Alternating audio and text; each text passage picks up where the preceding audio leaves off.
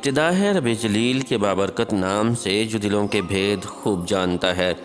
دیکھتی آنکھوں سنتے کانوں صابری میاں کا سلام پہنچے۔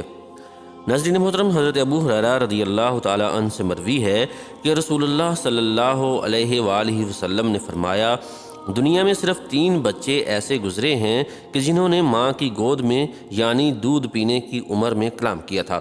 وہ 3 بچے کون تھے اور انہیں اللہ رب العالمین نے شیر خوارگی میں ہی بولنے کی طاقت کیوں عطا کی تھی، یہی ہماری آج کی ویڈیو کا موضوع ہوگا۔ ناظرین محترم، صحیح بخاری شریف میں حدیث پاک ہے جس کا مفہوم کچھ اس طرح سے ہے کہ رسول اللہ صلی اللہ علیہ وآلہ وسلم نے فرمایا، بنی اسرائیل کا ایک عابد و زاہد شخص تھا جس کا نام جری تھا۔ ایک مرتبہ وہ نماز پڑھ رہا تھا کہ اس کی والدہ نے اسے آواز دی، اے جری۔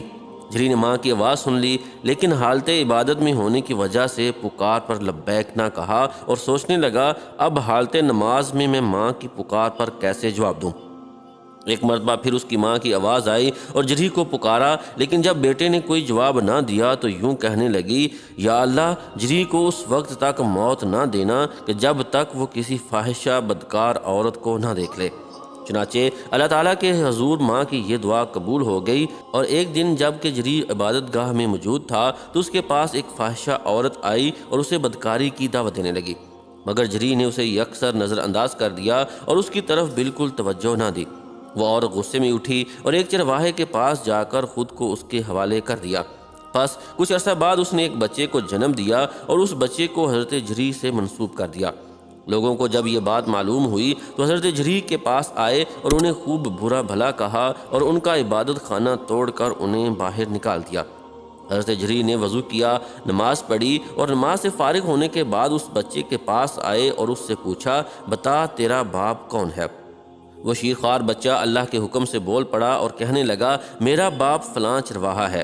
پس شیرخوار بچے کے بولنے سے لوگوں کو یقین آ گیا کہ حضرت جری اس معاملے میں معصوم ہیں اور یہ عورت ہی بدکار ہے۔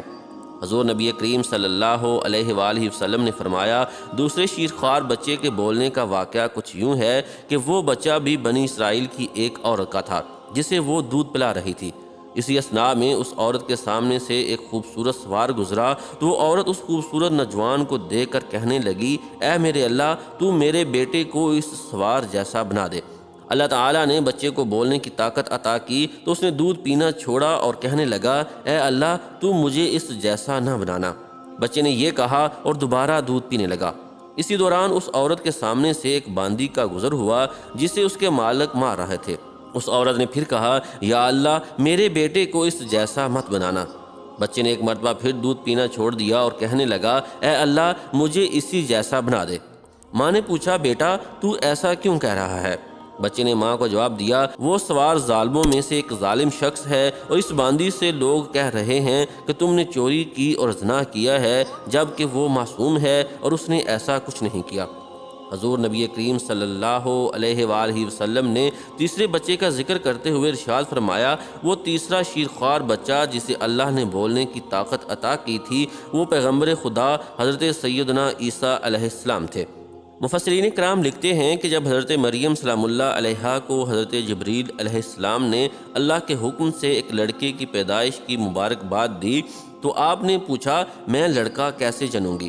مجھے تو کسی آدمی نے ہاتھ تک نہیں لگایا اور میں بدکار بھی نہیں ہوں۔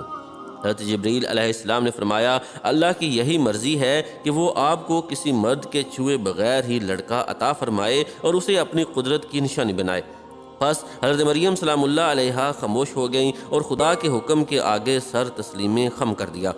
کچھ عرصے بعد جب اللہ رب العزت نے آپ کے بطن اطہر سے حضرت عیسیٰ علیہ السلام کو پیدا فرمایا تو ساتھ ہی آپ کو حکم فرمایا، جب کوئی تم سے پوچھے تو تم کہہ دینا، میں آج رحمان کا روزہ مانا ہے تو آج ہرگز کسی آدمی سے بات نہیں کروں گے۔ چنانچہ جب آپ حضرت عیسیٰ علیہ السلام کو لے کر قوم کی طرف لوٹیں تو لوگوں نے آپ کو گھیر لیا اور طرح طرح کی باتیں بنانے لگے اور پوچھنے لگے، بتاؤ یہ بچہ کس کا ہے؟ حضرت مریم بحکم خدا خاموش رہتیں اور حضرت عیسیٰ علیہ السلام کی طرف اشارہ کرتیں کہ اس سے پوچھو یہ کون ہے اور کہاں سے آیا ہے۔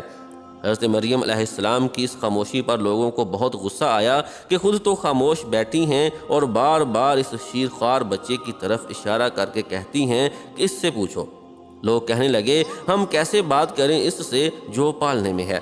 قربان جائیں خدا کی قدرت پر۔ یہ سنا تو حضرت عیسیٰ علیہ السلام نے دودھ پینا چھوڑ دیا اور اپنے بائیں ہاتھ پر ٹیک لگا کر اپنی قوم کی طرف متوجہ ہوئے اور دائیں ہاتھ کے اشارے سے گفتگو فرمانا شروع کی اور فرمایا، میں ہوں اللہ کا بندہ، اس نے مجھے کتاب دی اور مجھے غیب کی خبریں بتانے والا نبی بنایا، اور اس نے مجھے بابرکت کیا جہاں کہیں میں رہوں، اور اسی نے مجھے حکم دیا ہے نماز ادا کرنے کا اور زکوٰۃ دینے کا جب تک میں زندہ ہوں، اور مجھے خدمتگار بنایا ہے اپنی والدہ کا، اور اس نے مجھے جابر اور بدبخت نہیں بنایا، اور سلامتی ہو مجھ پر جس دن میں پیدا ہوا اور جس دن میں مروں گا اور جس دن مجھے اٹھایا جائے گا زندہ کر کے۔